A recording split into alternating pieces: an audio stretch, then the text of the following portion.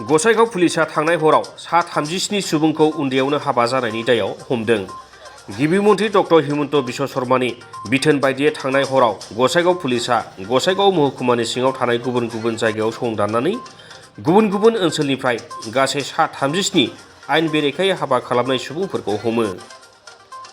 गसाइगाव थाना सिंनि सिमुलटाबो पुलिस आउटपस्टनि पुलिसा गासै 3 सुबुंखौ हमदों।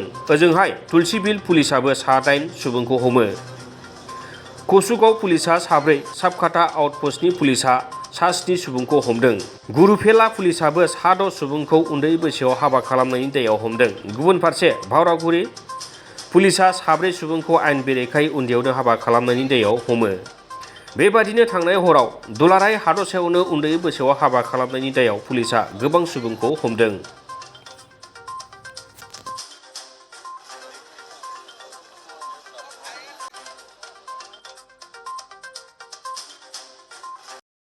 আজি সিদ্ধান্ত সেই সিদ্ধান্তক আমি সৌদ অসম বাঙালী যুৱ ছাত্ৰ ফেডাৰেশ্যন গোসাইগাঁও জিলা কমিটিৰ পৰা পূৰ্ণ সমৰ্থন জনাইছোঁ আৰু আদৰণি জনাইছোঁ।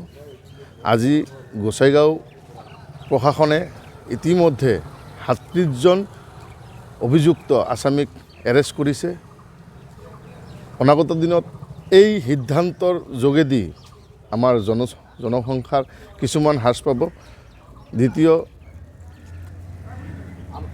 আসামীবিলাকৰ যে পৰিয়াল আছে, পত্নী আছে, পত্নীক ফেমিলিৰ যাতে চৰকাৰে দায়িত্ব লয় সেইটোৱে আহ্বান জনাইছোঁ।